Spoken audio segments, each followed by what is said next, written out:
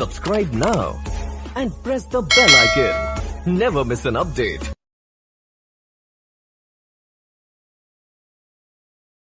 اگر ہم نہ ہوتے، یہ نہیں کہا کہ اگر میں نہ ہوتا تو خدا کی معرفت نہ ہوتی، اگر میں نہ ہوتا تو خدا کی عبادت نہ ہوتی، نہیں اگر ہم نہ ہوتے تو خدا کی معرفت نہ ہوتی، اگر ہم نہ ہوتے تو خدا کی عبادت نہ ہوتی۔ اور غور فرمائیے گا کہ سبحنا فسبحت الملائکۃ بتسبیحنا، رسول کا جملہ ہے، معروف ترین جملہ ہے، سبحنا فسبحت الملائکۃ بتسبیحنا۔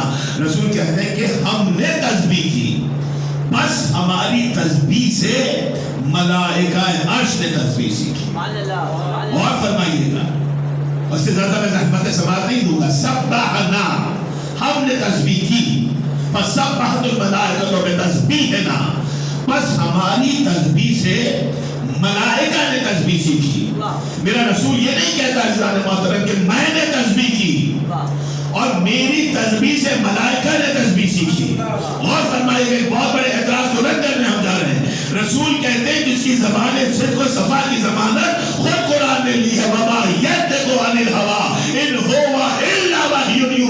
میرا رسول تو کچھ کہتا ہی نہیں ہے جب تک کہ وحی کا اشارہ نہ ہو جائے۔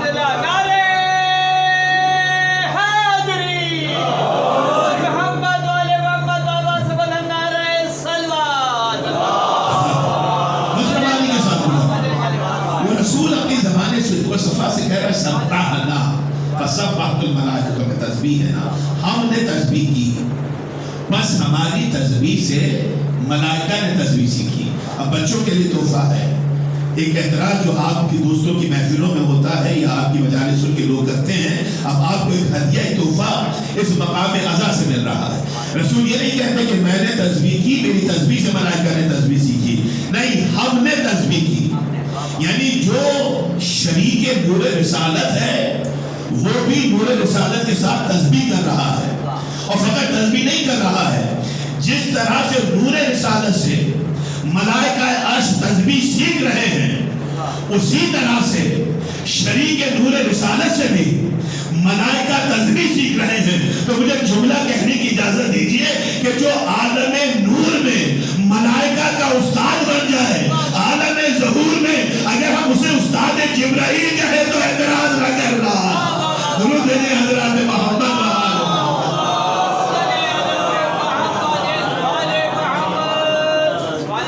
امیر کائنات عرش الہی پر بھی استاد ملائکہ ہے، عالم نور میں بھی استاد ملائکہ، عالم ظہور میں بھی استاد ملائکہ، استاد جبرائیل ہے۔ بس میں سمیٹ رہا ہوں، موضوعات بے شمار ہیں، میں نے جیسے عرض کیا کہ کبھی موقع ملا تو اسی نور کے موضوع کو لے کر آگے چلیں گے۔ اس نور کو سب سے پہلے حل کیا، لیکن سلسلہ انبیاء میں سب سے آخر میں بھیجا۔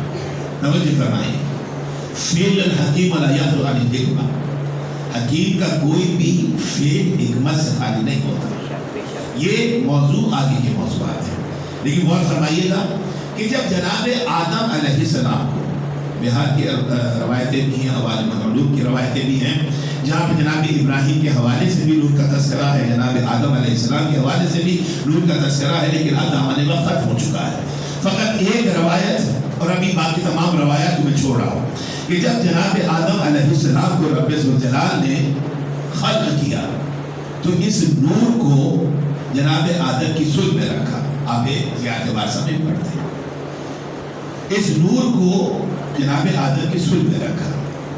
یہ نور جناب آدم کے صلب میں تھا تو ملائکہ کی صفیں جناب آدم کے پیچھے کھڑی ہوتی تھی، اس نور کی زیارت کرتی تھی، اور اس نور کی زیارت کر کے رب کی عبادت کا حق ادا کرتی تھی، ان کی تسبیح و تحلیل کی آوازیں بلند ہوتی ہیں۔ جناب آدم علیہ السلام کو یہ اشتیاق ہوا کہ یہ ملائکہ عرش اتنا خضوع و خشوع کے ساتھ عبادت کر رہے ہیں، میں ان کی عبادت کو دیکھنا چاہتا ہوں۔ تو بارگاہ قاضی الحاجات میں، توجہ فرمائیے گا، میں نتیجہ دوں گا اور آپ سے اجازت طلب کروں گا۔ بارگاہ قاضی الحاجات میں دعا کے لیے ہاتھوں کو بلند کیا، کب پالنے والے تو نے اس نور محمد کو میرے رسول میں رکھا، ملائکہ کی صفیں میری پشت پر ہیں، میں ان کی عبادت کو نہیں دیکھ سکتا ہوں، فقط سن رہا ہوں، دیکھ نہیں سکتا ہوں۔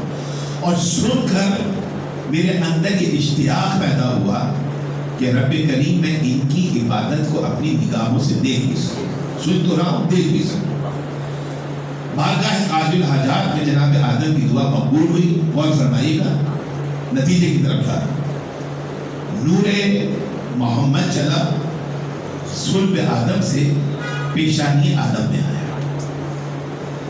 جیسے ہی پیشانی آدم میں آیا ملائکہ کی صفیں سامنے آ گئی. اب تک عبادت کو سن رہے تھے، اب سن بھی رہے ہیں جناب آدم، دیکھ بھی رہے ہیں. جو ملاحظ کرو کہ کانوں کا سنا اور ہوتا ہے، آنکھوں کا دیکھا اور ہوا ہے. اب تک فقط تسبیح کی آوازیں آ رہی تھی، تحلیل خداوندی کی آوازیں آ رہی تھی. اب سن بھی رہے ہیں، دیکھ بھی رہے ہیں. تو اب جب یہ اشتیاق دیکھا، یہ حضور دیکھا ملائکہ کا، عبادت کا یہ عالم دیکھا، تو اب دل جناب آدم میں تمنا چاہیے کہ نہ جانے اس نور میں کیا تجلی ہے کہ اس نور کی زیارت کر کے ملائکہ حضور خشوع کے ساتھ عبادت کر رہے ہیں، انہماک کے ساتھ عبادت کر رہے ہیں.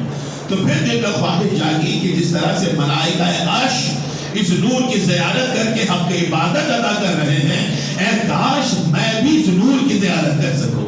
تو پھر دعا کے لیے ہاتھوں کو بلند کیا. توجہ رکھیے گا، پھر دعا کے لیے ہاتھوں کو بلند کیا. کہا پالنے والے تو نے میری دعا کو قبول فرمایا. پیشانی میں نور محمد آیا، ملائکہ کی صفیں سامنے آ گئی. لیکن رب ذوالجلال تیرا یہ بندہ تو ابھی بھی زیارت نور محمد سے محروم ہے.